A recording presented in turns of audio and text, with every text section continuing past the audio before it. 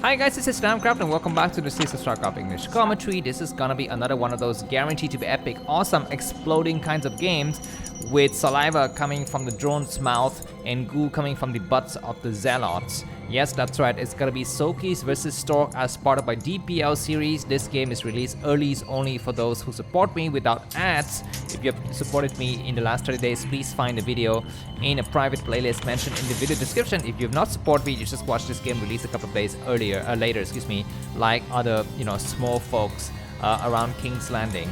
Yeah, this is gonna be a nice encounter on a very new ASL Season 18 map, Dominator. You can see the map artifact in the bottom left of the screen.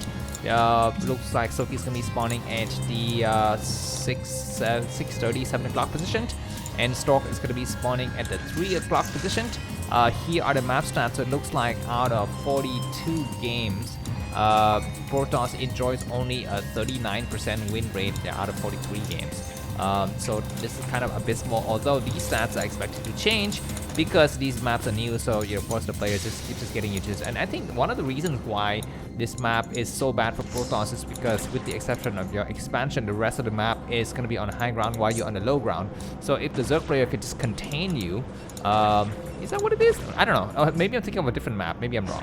Let me see. But anyways, there's a lot of kind of, these kind of up and down areas in the middle of the map that, you can, put stop lurkers and surprise the Protoss with, counter attacks and stuff like that. So those things are going to be something that we need to think about in the mid-game situation. But anyhow, yeah, so I was gonna mention, if you are one of my supporters, you just watch it in a private playlist released without ads for you. A way for you to support me is gonna be mentioned in the video description. If you're an American citizen, you can just send me money via the Zelle account. If you are not an American citizen, you can just use your credit card or PayPal account, or use one of those YouTube subscription plans or Patreon subscription plans. Or if you are a Binance owner, Binance US or Binance International version, you can send me money directly to my Binance account, USDT or Bitcoin, of course. Don't send me like 1 Bitcoin, that would be ridiculous, but you can send me 1 USDT, that's fine. And there's no commission, so I really, love Binance and Zelle because they don't have any commissions. Every other method would take some commission, which I don't really like because I treasure your coffee money a lot. Anyways, yeah, please join that one other guy who gave me, coffee in the last 1 month. So cheers to him. The other people, thanks a lot for supporting in the past. I hope to get your support once again in the future. So let's gonna dive into this game right away. So today I'm gonna experience with a new format. As you can see, you're gonna be having the avatars of the 2 players at the bottom side of the screen. Soulkey looks like he's got like an afro. I think he used to have long hair before, but now he just kind of looked like Afro Toss. Some freaking Korean rapper, wannabe black kind of guy. And then Stork just looks like a dinosaur as usual, very big and intimidating, and somewhat hairy on his head, not on his face, of course. Speaking of which, he's my dear dinosaurs player, because there's this famous picture of him, in his dinosaur costume. I think everyone knows about that, right? Everyone knows that famous pictures. And Stork has got the hottest girlfriend, or wife now, I should say, in the entire broodwar Korean broodwar community. His wife is so hot. I mean, have you checked her out? Of course, I think half or maybe 80% of her hotness comes from plastic, but it's still hot, right? It doesn't really matter what the means are as long as the end is justified. So if you want a hot wife, if you want to consummate her with her hotness, then it's okay if she uses some money or use some of your money to increase that her level of hotness. But anyways, looks like we're gonna be having a very classical build here for Stork versus Soulkey. Stork is gonna be going for forge opening with a cannon. And Soulkey is gonna be going for very few Zerglings in the beginning, but now he's gonna start to increase his levels of Zerglingness because we have a Zealot out on the map. This probe is gonna get chased back. 3 bases coming down for Soulkey with layer HD expansion. This layer is spotted already, and if his expansion gets attacked in the mid game and he loses that layer, then that might be some problems for him later. Looks like the Zealot is going very far out, all the way towards the top left of the screen, and this probe is still buying a lot of time in the middle of the map. Zerglings have not, revealed their speed yet, or maybe it's not yet invested. I don't know. Anyway, it's very, very interesting there. We're gonna be having Spire coming up. Behind us we have, okay, the Stargate start to make some forces now. I think with this timing, Corsairs will be able to at least kill 1 or 2 Overlords. Looks like we're gonna have Zealot and a Probe block here, and Soulkey need to be mindful that there's a Zealot out here because he can count that his enemies got only 2 Zealots in the front here. This other Zealot would need to go back and hide. Drones are gonna be drilling. Looks like a mouse slip here for Stork, and his Zealot's gonna get mixed in. At least this is good because the Zerglies cannot attack. Only the drones can attack, and the attacks from the drones are actually not that powerful. Anyways, yeah, this Zealot is just gonna be buying a little bit more time running around, and he is officially dead now. Bye-bye. We have the first Corsair taking out the Overlords, and I think Stark is, you know, he's playing, you know, completely blind. He doesn't know for sure that it's Spire, because he could have guessed that he's not actually scouting. He's just gonna go out there and start to attack. He's gonna try to find more Overlords. He's able to find at least 1 more. He's going directly because that Overlord was scouted by the Zealot previously, and the Corsair finds it. We're gonna be having 2 Corsairs attacking now. He's gonna be very careful because the Spire is done. The Spire completes just now, and now we're gonna be having some Scourges hatching here, and looks like there's gonna be just enough time to take care of this Overlord and return home. But yeah, it looks like the thing that's morphed out of those eggs are not dragons. They are, okay, now they're gonna be Scourges, but before they were just drones. Looks like he's gonna try to find another Corsair on the top left, but it's gonna be better to group them home. Yeah, he's gonna go and find, oh my god, the 3 Corsairs looking to attack, and the Scourges are waiting nearby. The Scourges might decide to go in and attack here. Looks like the Scourges is gonna try to go inside of Stork's main here and not go out for the Overlord. Yeah, the moment he sees a Scourge moving, the Corsairs will attack and find that last Overlord. Indeed, that last Overlord is discovered. Wow, this is a nice tactic from Stork, hiding his Corsair in the middle of the map, hoping to catch the Overlord. And now, once again, blackness of vision, and the Scourges will not know exactly where the Corsairs are going. This is why the Corsairs fly towards the left side, and now they're going to be flying towards the right side. One Zealot is going to get trapped, but Zealot speed is completed, so at least there's going to be reinforcement from the back. 1 Zealot died for the price of 1 Zerling, so that's good exchange here for Soulkey. But the Corsairs taking out 3 Overlord is a good price. We are at the 7 minutes and 35th second of the game. Stork has got 79 supply, and Soulkey's got 53. We have a small engagement and very clumsy Zealot movement by Stork, and he lost 3 Zealots in that attack. He's forced to make a lot of cannons. The Corsair need to go to work now. I think there's now 5 or 6 Corsairs, so it can start to come out. If you can take care of this single Overlord out here, then Dark Templar is going to be able to come out on this map and do some attack. Anyways, looks like Stork is going to try to slow down the advancement of his enemy. Corsairs, what are you doing? Why are you attacking randomly? And he's going to try to move the rest of his Corsairs together nicely here, so that's good. Mass Hydras is being produced by So here, and probes are pulling out, getting ready to attack here, and the Corsairs are running. Look at the APM from both of these players. Storks is only 300 APM, but actually the movement on his screen, I mean, it's looking something like, I don't know, 350 APM, and he's going. It looks like 2 Corsairs were dead. I think 3 Corsairs died. Now only 3 Corsairs remain in that group, and that's terrible. But anyways, 2 High Templars in position. Looks like Soulkey is not gonna press forward. He's gonna be waiting for another chance to attack later, and Stork, I think, maybe just cancel that cannon if he wishes to, because he's got Zelle up with leg, he's got Zelle up with +1. We're going to be having the first storm, and Soulkey backs up right away. No, slow! Too slow for Soulkey, losing some Hydras in the process. Supply-wise, Stork is 89, and Soulkey is 69. We're going to be having more attacks happening soon. We're going to be having the 6 hatcheries coming up. Zealots start to come out, and Corsair is going to be able to take out the last of the Overlord. That means Dark Templar can start to roam around on the map, but Overlord speed is done, so Soulkey is doing just fine. Soulkey is not looking to expand to another base just yet. He's just going to be gearing up to just keeping everything together. We're going to be having a Robo in the corner here, so Observer is going to be going out. Hydras patrolling the area. Both the players are moving forces around on various locations. Remember, Dominator has these kind of up and down areas in the middle. You can kind of hold and gain a little bit of vision advantage, and we're going to be having surround from the Hydra. Zealot's going to need to back up. They need to actually attack one group only, and the other group can actually go back and buy time. Looks like some Hydra's going to just retreat back home. Corsairs are still roaming the area nicely here. We might have a Dark Templar coming out at some point. Okay, looks like there's more Corsairs. I thought that he just didn't remake the Corsairs, but now he is going to remake more Corsairs, and then the Corsairs going to back up here. Looks like we're going to be having a major engagement sometime soon on the ground here. Zealot meeting the Hydras head-on, and they're going to be backing up. So the way you move forces on this map, I think, is very, very crucial. You cannot just move blindly. You need to find the right angle that get the maximum area. So that, you know, your enemy, if they're waiting for you on the high ground, have very, very few chances to attack you. And look at this switch to Mutas. Is it a good idea or not? Because there's still a very sizable amount of Corsairs around, and Stork can see that his enemies still have Scourges, so he's going to be very careful to keep his forces group together. Stork is expanding.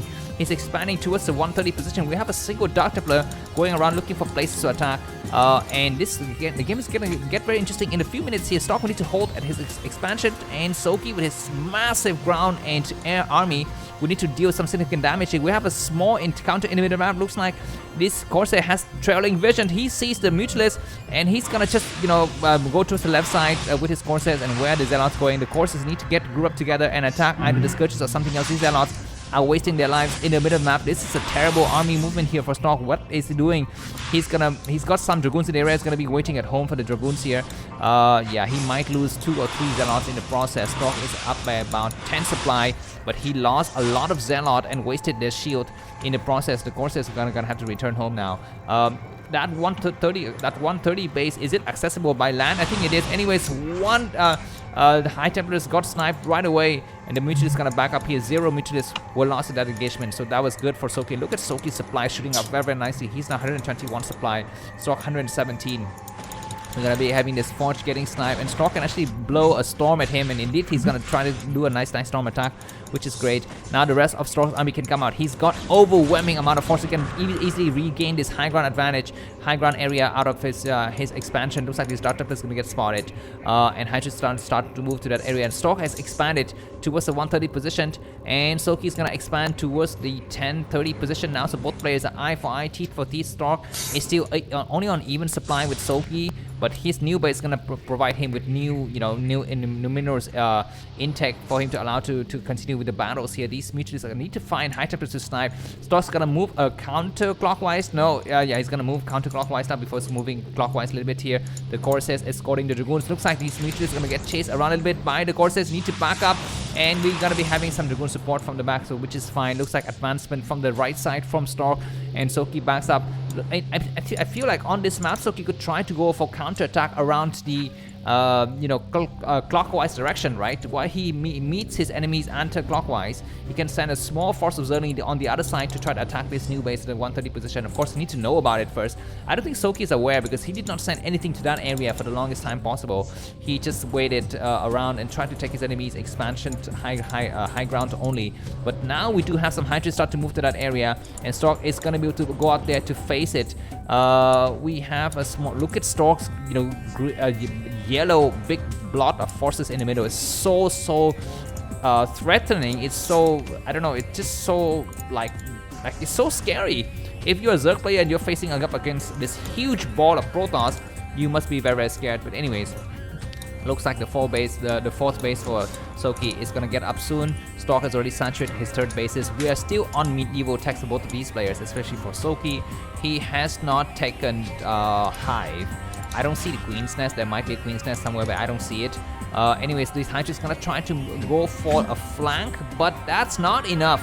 That group of Hydras is too small to attack the 130 position, so Stork is feeling safe to actually just to patrol the middle area. It's gonna control every area nicely. Look, the good thing for Stork is that he's keeping every single High Templar alive.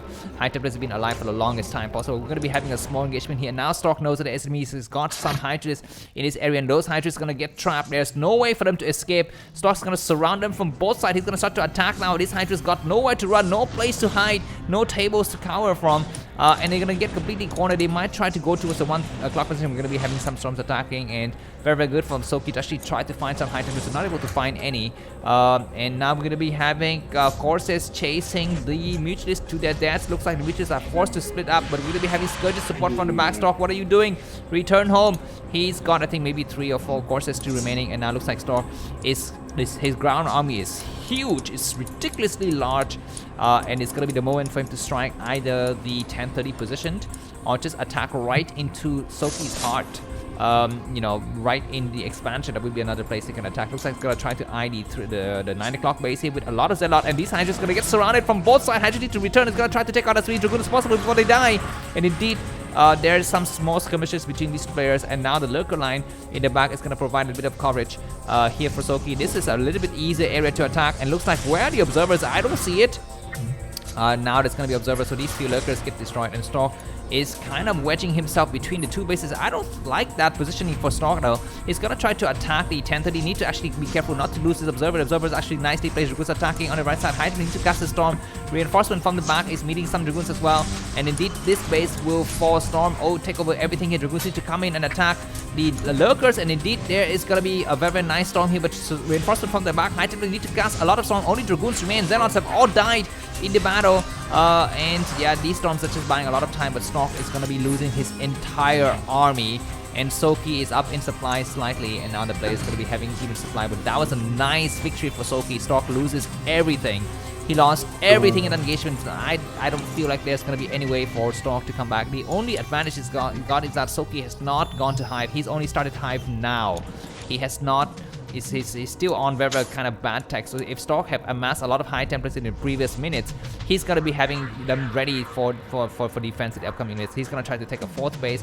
This fourth base at the inner 9 o'clock position has only minerals, no gas. So we need to actually just use Zealot and Dragoons to attack. Excuse me, to cover for it. And we're gonna be having a lot of Hydras converging. They need to actually converge towards the inner 9 o'clock position. It looks like some of the Hydras getting, you know, kind of lost there at the 4:30. That base is actually not yet up, so there's no need to actually send Hydras there. Now they're going to be all converging towards the inner 9 o'clock position. Looks like these Corsairs sees the movement of the Hydras, so they're going to be backing up now. So Stork has bought precious time, whereas Soulkey, even though he won the previous engagement, he did not make use of that victory by attacking quickly enough. He allows Stork time to re-amass his forces, rebuild his cannons, and get more high templates in the critical locations to attack. So, and yeah, now the problem is gonna be for Soulkey to expand once again and try to catch up with Stork. Even though in terms of supply, Soulkey is ahead. He's 163, Stork is only 150. The lack of Defiler is a problem slightly here for Soulkey. He can only hold for so far with these kind of basic unit. These courses need to kind of group up together a little bit better and just retire themselves. Don't need to actually fly around anymore. There's no need to go. There's nothing to kill anymore. Just go home and use it to counter drops or something like that. Anyways, we have a small engagement in this middle area. This map is so difficult to navigate, and these players are having very, very difficult time running around the different ridges. There are different openings around that you need to actually navigate carefully if you don't want your force to kind of, you know, get lost in the middle of the map. What are these courses doing? Just completely wasting time in the middle of the map. We're going to be having another engagement, so that is going to be the end of Stork's courses. I don't really like that. I really liked the Protoss player to actually keep his courses until the end of the game, or at least until he's maxed out. Then he can sense the courses together and attack some of the overlords in the middle of the battle or something if he wish. Anyways, this fourth base, this fifth base for Soulkey is gonna get denied here. Zealot attacking nicely, and he's gonna have high ground advantage. Dragoons pull back, and all of the Zerglings have melted. Zealot need to pull back to buy time.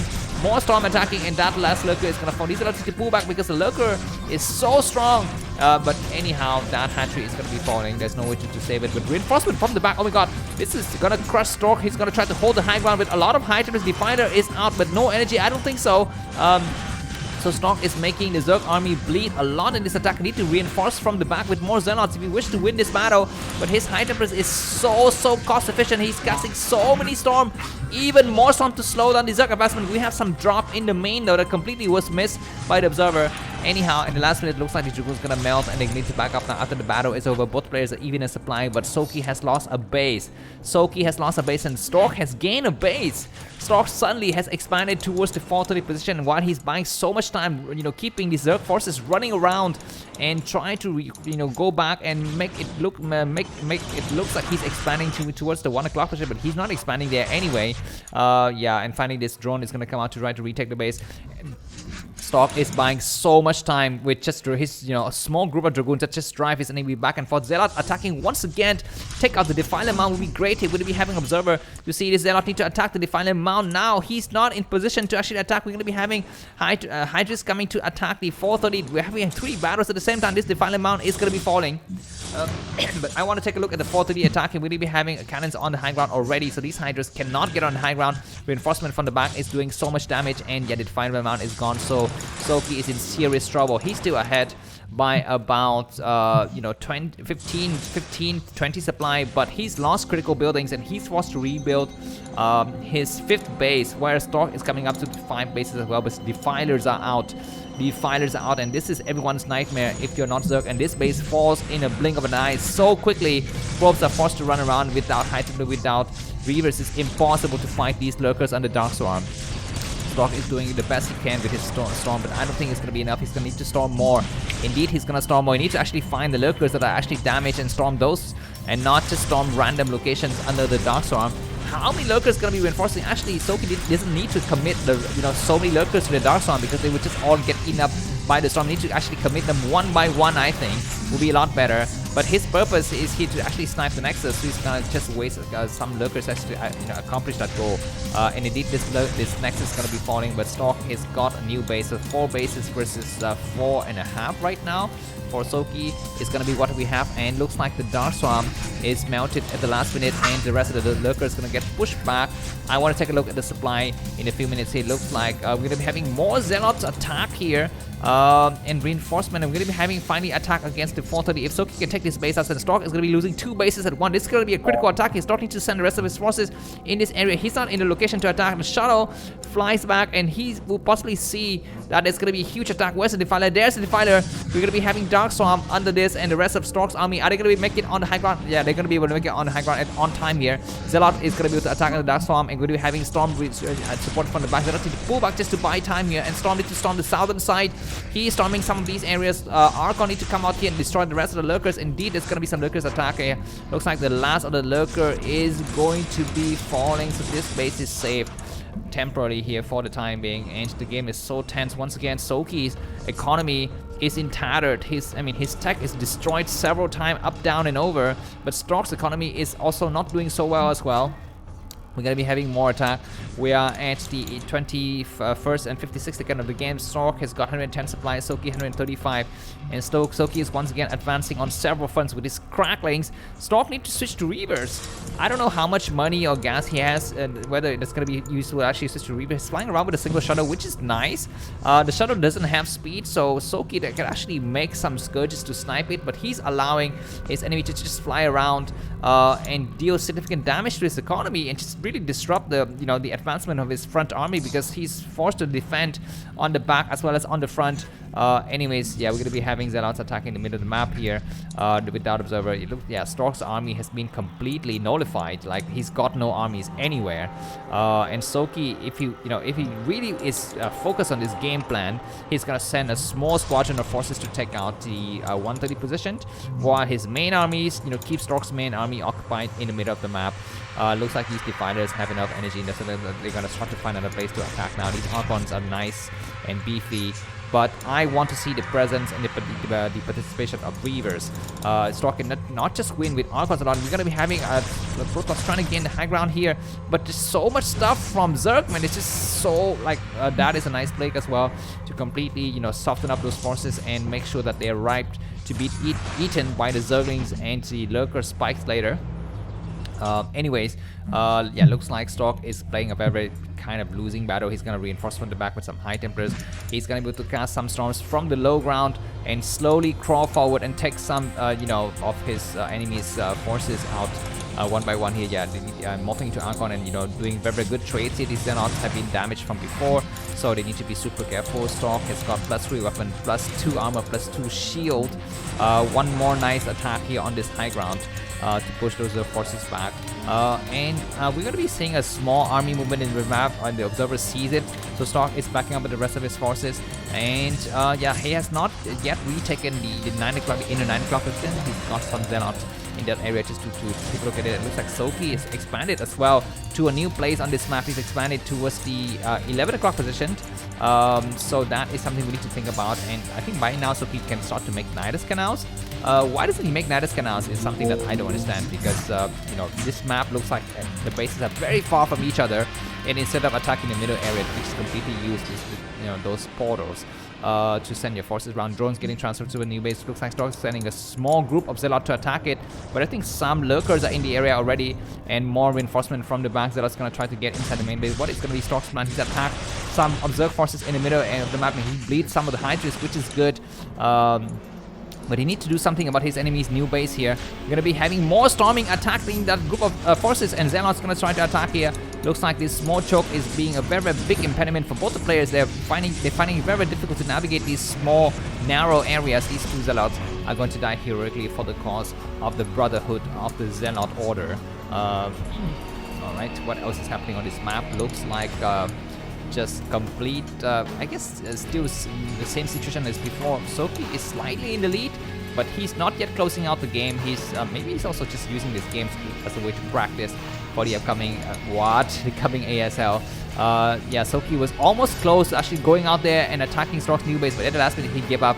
He kind of went back. This Dark Templar once again has got a lot of kills, and Soulkey is not paying attention. He's lost a lot of forces in the area. One more Dark Templar approaching the this other base on the map, and there's a few Zerglies in the area, but this Dark Templar is able to buy a lot of time. He's going to be hiding in the corner here, and he would take a lot of, even cracklings, it would take a lot of them to actually take out a single Dark Templar. We're going to be having nice storm onto those lurkers just to buy some time, and Stork is going to advance in the middle of the army. And once again, you see the terrain is so difficult to navigate for both of these players. Like, you know, sometimes they're getting stuck, you know, between two ridges, between two walls, and so of course the Dragoons is always the funniest unit to move around. Anyways, we are at the 26-minute and 10-second of game. Stork has got 150 supplies. Soulkey's 165. Stork is almost mined out in his third base. He needs to regain his former fourth base like ASAP, because Zerg is taking the top left, and Zerg is going to be able to connect all of his bases with Nadeska now at some point. So that is going to be the problem that we need to deal with. Reinforcement coming from the back and the front as well to crush these Zerg forces. So now this area can get reclaimed. Stork is slightly ahead in supply. Okay, we have an attack in this area, guys. Probes are forced to get evacuated. That base has been mining out for some time, so I think maybe Stork will not lose, mind losing it. He's gonna try to take out the top left. If he can take out the top left, he's gonna limit Zerg to only 5 bases. And Soulkey actually is also not in a good economic situation. As you can see, 3 of his bases are mined out. He's got 2 functioning base and the 11 o'clock base only. So if that 11 o'clock base falls, then Stork is going to be able to win the war of attrition here. But nice attack with the lurkers and Darkstorm and Cracklings. One or two of these 2 front Archons need to fall back to buy some time here. And looks like in a blink of an eye, Stork has melted a lot of lurker. Defiler needs to cast something. He casts a Darkstorm, but these Archons are so beefy. And indeed, those Archons are going to be able to provide a nice border reinforcement from Zerg from the back. Is looking scary though. Stork needs to get on that choke like ASAP and hold it with his Archons. He's pulling back, he's switching, he's, dividing his forces into 2 different groups, and that's not a good idea. This is a nice plague, a nice Darkstorm, excuse me, to actually completely corner the forces, and Stork has fallen out by about 20 supply now, and I think it's going to be Soulkey who's going to take this game. Hydra is getting caught in the middle of the map, yeah, and there's very few chances for Stork to go back. He's forced to go for distance mining as well. I think he's got enough money to expand, but he's not expanding just yet. Because he actually wants to secure his army. I think now Stork, the only mining base for him is the 430. And he doesn't have enough economy to actually make more army. He needs to actually just make do with whatever he's got. But anyways, looks like lurkers are not in the right position to attack. If this single Dark Templar could move forward to take out some lurkers, would be great. And he's doing exactly just that. Are there some observers? I mean, Overlord, there is some Overlord. So Dark Templar is going to get pushed back. Nice storm though, just to buy some time. And once again, Cracklings are so powerful. The rest of the Protoss forces get on this high ground. A nice plague would do some justice here for Soulkey. He's going to try to do a nice plague, but good storm. And 1 High Templar gets sniped. 1 more storm, that doesn't really hit anything, and these Cracklings are still alive. More storms though on that group of Hydras. Everything is gonna get melted. Stork 94 supplies, Soulkey 123, but good economy from Soulkey. Is buying so much time. Look at these beautiful storms, just trading nicely here for Stork. He's gonna advance forward. This is his last time. He needs to attack and win now. Looks like he backs up. He thinks he doesn't have enough forces to hold, and indeed he doesn't. Reinforcement from Soulkey from all angles is gonna be attacking. This might be the final battle. Stork with 86 supply and Soulkey 133, and the Assassin 17 champion has won the game.